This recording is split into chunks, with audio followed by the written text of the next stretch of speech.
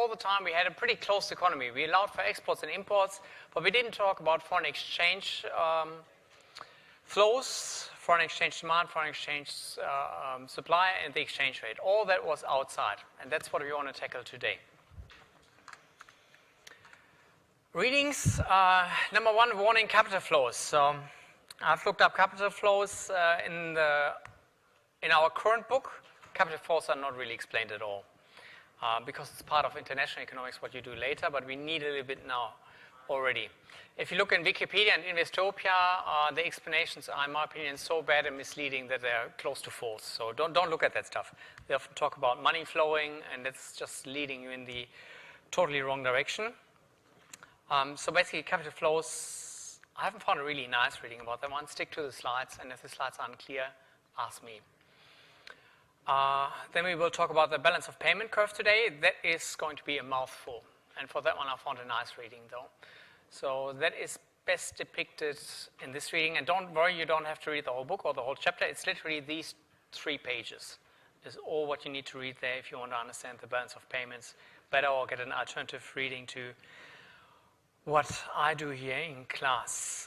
Exchange rates themselves are covered in our prescribed textbook or recommended textbook, Jones, and I try to make the variables such that it's lining up with Jones. Good. Plan for today, so we want to extend the existing model to get the international sector in, capital flows in, and that's the so-called BP line. The BP line is the balance of payments line, so we will talk about the balance of payments, exchange rate, capital flows, and a little bit about the Mandel-Fleming model as well, which was part of the reading. Sorry for having that reading up so short term, but it's very useful for this class, I thought. Good, so what's the balance of payments? It's basically a record of transactions of what's going on with Australians versus the rest of the world. So any kind of imports are going into the balance of payments in the so-called current account. It's on the following slides, it's a little bit more detailed, just to give you an idea. So if you're importing something, basically the customs take note of that one. Australian Bureau of Statistics is getting the information and it's going into the current account. Exporting, the same thing. Then the capital and financial account that has the capital flows. And you might have noticed if you are opening a bank account, they would ask you if you're an Australian citizen or resident. And if not, you have to do some extra paperwork. And that is because they are collecting information. How much capital is flowing into the country and how much is flowing out of the country. If you're entering Australia, I'm quite sure you have to tick the box how much cash you've got in your suitcase. So in Australia, you're allowed to bring in as much cash as you like, but you have to announce it. Otherwise, you might get into trouble. Same if you're going out. And the reason is they want that information to see what's going on their capital and financial account. For some countries, it's even forbidden to bring in and out cash. There would be capital controls. And then we have also part of that, the change in the foreign exchange reserves at the central bank. That is, if the central bank is being active on the foreign exchange market. For us, by and large, you can forget about this term for the time being. Now here, a word of warning, balance of payments. Just like any balance, in my ears, needs to be balanced, meaning needs to add up to 0. Just as you have assets equals liabilities plus equity, if you do T accounts, right? But in some books, they define the balance of payments slightly different. They define the balance of payments without change in foreign exchange reserves, then allow for an imbalance in the balance of payments, and say that imbalance is the change in foreign exchange reserves. Can be done, doesn't make too much sense in my view. It's just confusing. A balance is balanced. So this way it's much easier. That's the reason why I grade this out. Just again, if you read it up in Wikipedia or in Investopia or somewhere else, and you see different definitions, that's the reason. Because you can make it in a different way, but it's just going to confuse people. So there's 3 parts: current account, capital account, and the foreign exchange reserves. The current account is quite easy. It's a little bit more than just the trade balance with importing, exporting of goods. It's also services. But let's say simple exports and imports. That's basically our current account. And it's basically the net term between these. So if you have exports equals import, then the current account is imbalanced by itself. And the current account would be neither in surplus nor in deficit. So for us, the number then would be 0 if it's balanced by itself. So if you pay for all our imports by exporting. The capital and financial account, that is recording ownership of net foreign assets. Now this one is important because it is very tricky. Some textbooks just write net foreign ownership, but then the question is, what does net foreign ownership mean? Does that mean I own foreign goods, or I own foreign assets, or does it mean the foreigners own Australian assets? So that's always a cause of confusion, and I like to mix it up myself too. In fact, last time I taught that, I mixed it up nicely. That's the reason why I have so many exclamation marks here, not because I believe it's super important that you memorize that stuff, but because it's easily mixed up. So what do we have here? Basically, if you say it's a surplus, that means foreigners own more now than beforehand. We do some examples in a second. So basically, if you're talking about surplus or positive numbers that go into our capital and financial accounts, that means that foreigners are gaining additional ownership of assets. And which is the same as saying that Australians are losing ownership of foreign assets. So we're talking net terms. If I say an American is gaining ownership, let's say in an Australian house, that would increase net foreign ownership. Or if I say an Australian has sold an American property, that would diminish Australian ownership of foreign goods, and in net terms, that both of them would go in the same direction. And the last one was change in foreign exchange reserves. So the easiest way to imagine this one is you've got the central bank, and they've got a big treasure chest of foreign exchange reserves. So US dollars, gold, euros, and whatever. And when they use these foreign currencies to buy Australian dollars, well, they get Australian dollars, but their foreign exchange reserves is going down. So their treasure chest is getting smaller. And in their treasure chest, you have to think is always foreign currencies and foreign assets, not Australian assets. We talk about foreign exchange reserves. So far, so good? Not that exciting yet. Let's look at this one here. So some examples. That's what I just said beforehand, right? If Australians are gaining foreign assets, well, let's start this one, it's easier. So if foreigners are gaining Australian assets, it's a plus. And the opposite, if Australians are gaining foreign assets, it's a minus. Let's play around with these things a little bit. Let's say Australians are buying US dollars from an Australian and pays with Australian dollars. How is the capital and financial account affected?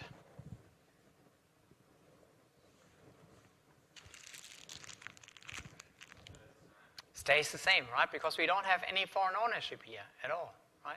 So if you're trading between Australians, it doesn't matter if it's US or Australian dollar, it stays the same.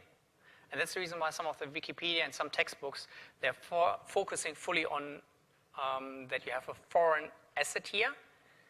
And US dollar sounds like a foreign asset, but it's not owned by a foreigner, which makes it an Australian asset, even though it's US dollars. So the ownership is the important part here. Australian buys US dollars from an American and pays in euros.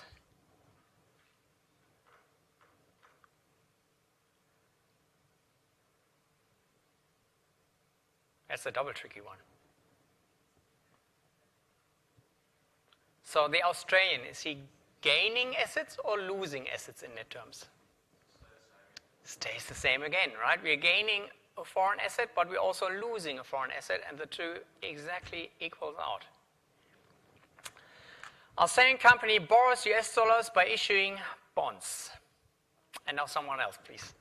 I'll see if I've got some more incentives. Sounds like it.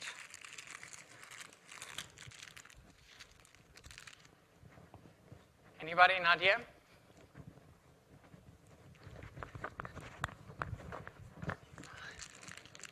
Choice?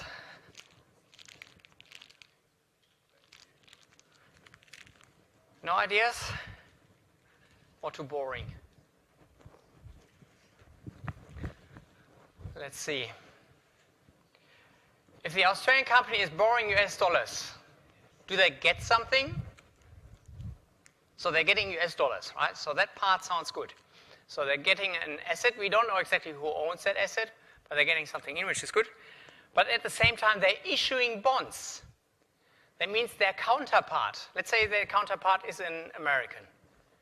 So the American is giving up some assets, gives it to the Australian, so that would be Australian is gaining for an asset a minus, but at the same time, what is the American getting back?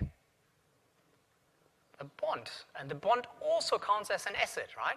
So the American is gaining an Australian asset, the bond itself now. And again, these two are exactly balancing each other out.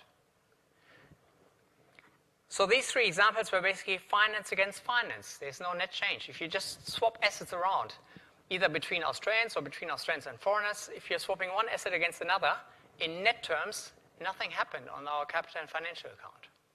And that's the reason why it's not good to memorize, if you're getting US dollars, it's a plus, or if money is flowing in, it's a minus.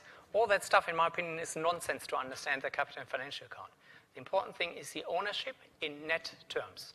If you're just swapping one asset against another, it never changes in net terms. Now the next one is a little bit more interesting. The Australian buys a book at Amazon and pays with Australian dollars. Amazon.com, not .com.au. So the book itself, how will we take account of that one? If you buy a book from Amazon.com, that's an easy one. Importing, I want to move along. That's obvious, right? So you're importing the book. Where are the imports? Current account. Let's say this is the only thing that happens on the export and import in that year. Only you import a book, nothing else. What happens to our current account? Surplus or deficit? If you're importing more than we are exporting, deficit, right? So we have a current account deficit, step one. And now we are paying with US dollars. So we give US dollars to the American company. The Australian is giving the US dollars to an American company. How do we take account for that one?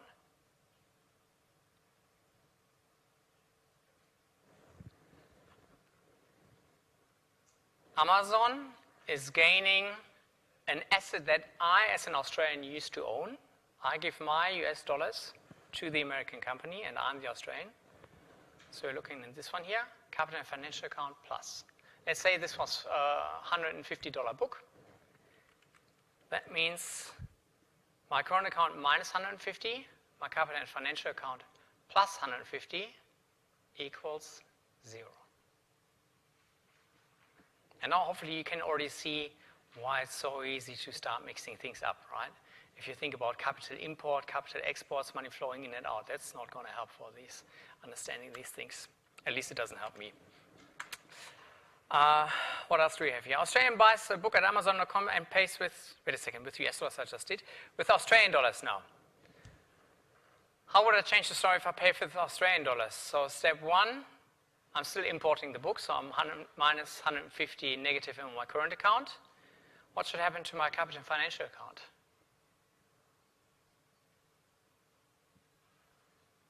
So you can either go with this definition here, or you can go with the knowledge that the balance of payments must always equal to 0. So if the current account is minus 150, the capital and financial account must be plus 150, right? So basically, you can imagine we can either pay for our trade, exports pay for imports, then it would just be within the current account, or we can pay for our imports via the capital and financial account. Or if you have excessive exports, so if you have positive net exports and a current account surplus, then the capital and financial account automatically must go into the negative. Because foreigners are losing assets now because they're paying for our exports. So if that's a bit awkward, that's perfectly normal. All students, me including, have always a little bit of trouble with that kind of stuff. But you get the basic idea, right? Balance of payments always balanced, and basically it's taking into account how we pay for things. We either pay for trade with other goods, or we pay for our trade via the capital and financial account by giving assets. Same with assets. We either can pay for assets with assets, then there's no net effect, or we can pay for assets by giving foreigners some of our goods for exporting. Good, one more example here. Your turn. And I'm going around in a second to see how you're going with this one. So one thing is we've got that car, pay for it with our existing Australian dollar bank account. Think of how that is happening. And now we take a second step. So the foreigner who received our money wants to sell the Australian dollars, so he wants to get rid of it. But at the same time, our central bank doesn't want that the foreign exchange market is going to be affected. Have a scratch, give a go,